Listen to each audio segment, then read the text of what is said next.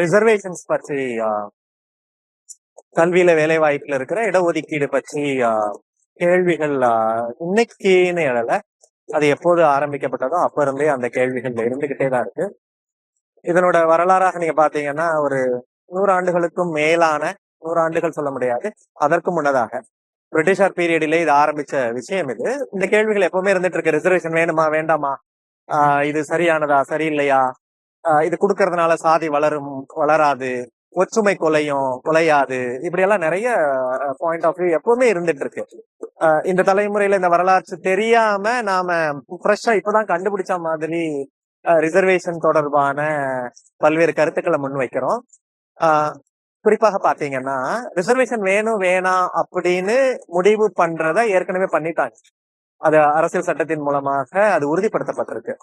இப்போ நாம எல்லோருமே அரசியல் சட்டத்தின் மூலமாகத்தான் ஆளப்பட்டு கொண்டு இருக்கிறோம். நமக்கு உச்சமாக நம்ம மதிக்க வேண்டியது நம்முடைய அரசியல் சட்டத்தை தான். அப்படி இருக்கிறப்போ அந்த அரசியல் சட்டத்தில் உறுதி செய்யப்பட்ட ஒரு உரிமையை கேள்வி எழுப்புவது என்பது அவசியம்தான். அது கேள்வியை எழுப்பக்கூடாதுன்னு இல்லை, ஆனால் அந்த கேள்வி எப்படி எழுப்பப்படணும் அப்படின்னு ஒரு நியாயம் இருக்கணும், ஒரு அடிப்படை நியாயங்கள் இருக்கணும், அதற்கு ஒரு முறைமையும் இருக்கணும். இப்போ குறிப்பாக ஒரு பப்ளிக்கா ஒரு ஒப்பீனியன் அப்படியே பேசிக்கிட்டே இருக்கிறது, சாதி சான்றிதழ் இருப்பதனாலதான் சாதி வளர்ந்துகிட்டு இருக்கு அப்படின்னு சொல்லுவாங்க. அப்ப நீங்க காச நோயை பெருமளவுக்கு நாம ஒழிச்சிட்டோம். காச நோயை ஒழிச்சாங்களே தவிர காசநோய் தொடர்பான டெஸ்ட் இன்னைக்கும் நடந்துகிட்டு தான் இருக்கு. அப்போ சர்டிபிகேட்ல காசநோய் ஒருத்தருக்கு இருந்ததுன்னா, ஒரு ரேரஸ்ட் ஆஃப் த கேசஸ் இன்னைக்கு இருந்தாலும் கூட அந்த அது கண்டுபிடிக்கப்படணும். சோ ஒரு நோய் இருக்குதா இல்லையா என்பதை குறிப்பதற்கு தான் மெடிக்கல் சர்டிபிகேட். அதே போல ஒரு சமூகம் இன்னும் உயர்வு தாழ்வுல சிக்கிக்கிட்டு இருக்கு, உரிமைகள் மறுக்கப்பட்ட ஒரு கூட்டம் பிறப்பின் அடிப்படையில ஒதுக்கப்பட்டு கொண்டிருக்கிறது அப்படிங்கறத குறிக்கிறது தான் கேஸ்ட் சர்டிபிகேட் அல்லது கம்யூனிட்டி சர்டிபிகேட்.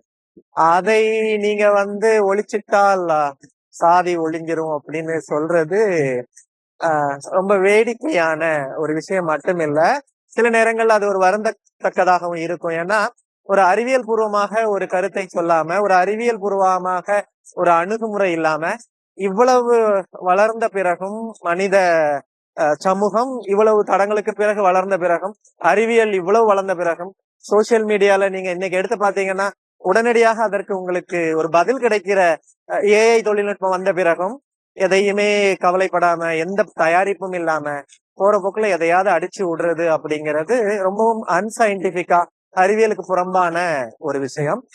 அதை செய்து கொண்டே இருக்கிறாங்க. அது சமூகத்திற்கு நல்லதில்லை, அது ஒரு சமூகத்துக்கு நல்லதில்லை. ஒரு நோயை தீர்க்கிறதுக்கான ஒரு டாக்டர் இதை நிச்சயமாக பாராட்ட மாட்டாரு. ஒரு ஒரு ஒரு நோய் கூறு இருக்குதா இல்லையான்னு சொல்லுகிற ஒரு டெஸ்ட ஒருத்தர் வேண்டாம் அப்படின்னு சொல்றத ஒரு டாக்டர் நிச்சயமாக ஒத்துக்கொள்ள மாட்டாரு. அப்படி ஒருவேளை யாராவது ஒத்துக்கொண்டால் அவர்களுக்கு அந்த அறிவியல் அடிப்படை தெரியல அப்படின்றதோட நாம இப்போதைக்கு நிறுத்திக்கலாம்னு நினைக்கிறேன். அது தவிர ரிசர்வேஷன் ரிலேட்டடான பல்வேறு கேள்விகளை யாருக்கிட்ட வைக்கணும், யார் இதற்கு பதில் அளிக்கணும் அப்படின்னா, இப்போ ஒரு எஸ்சி எஸ்டிக்கு ஏன் ரிசர்வேஷன் கொடுக்கப்படுது அப்படின்னு ஒரு கேள்வி கேட்டால் அந்த கேள்வியில் கூட தவறு இருப்பதாக தெரியல, ஆனால் அதற்கான பதிலை அந்த சமூகம் தான் கொடுக்கணும். வெளியில் இருந்து கொண்டு அதற்கான பதிலை கொடுக்க கூடாது, அவர்களுக்கான தீர்வை கொடுக்க கூடாது.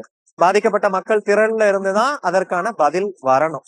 இது ரொம்ப ரொம்ப ரொம்ப ரொம்ப அடிப்படையான ஒரு சயின்டிபிக்கான ஒரு அப்ரோச். அதை விட்டுட்டு ஆளாளுக்கு போற வர்றவங்கன்னு சொல்லும் போது இந்த சமூகத்துல அவங்க வேற ஆள்னு சொல்லல, ஆனாலும் பாதிக்கப்பட்டவர்களிடம் இருந்துதான் அந்த முடிவுகள் வரணுமே தவிர. இப்போ உதாரணத்துக்கு ஒண்ணு சொல்லலாம்.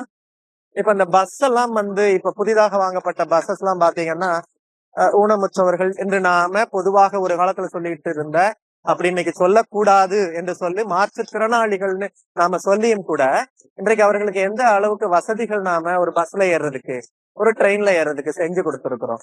நான் யூரோப்ல வசிக்கிறேன், வேலை விஷயமாக யூரோப்ல வசிக்கிறேன்.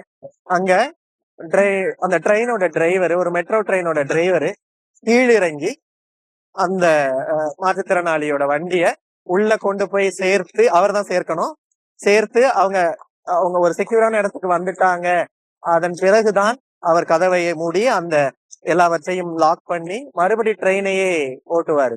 இது ஒவ்வொரு ட்ரெயினும் ஒவ்வொரு ஸ்டாப்லயும் நீங்க பாக்கலாம். இப்படி ஒரு கல்ச்சரு, இப்படி ஒரு மனிதநேயமான எல்லோரையும் உள்ளடக்கிய ஒரு வளர்ச்சி தான் உலக அளவுல நடந்துகிட்டு இருக்கு. அதை இந்தியாவுல ஏன் பார்க்க மறுக்கிறோம்? இன்றைக்கு சோசியல் மீடியால உங்களால அதை எளிதாக பார்க்க முடியும். ஆனா பார்க்க மாட்டேக்கிறோம், மறுக்கிறோம். அப்படி ஒரு இன்க்ளூசிவாக வளர்ற ஒரு சமூகம் தான் ஒரு நல்ல நிலைக்கு வரும். ஒரு மேல் கீழ் என்று பிரிஞ்சிருக்கிறது அப்போதான் சரி வருமே தவிர, டிரைவர் ஏன் லேட் பண்றாரு, இதை செய்வதனால என்ன கிடைச்சிட போகுது, இப்படி கேட்டுக்கொண்டே நம்ம காலத்தை ஓட்டக்கூடாது அப்படிங்கிறது ஒரு கருத்து.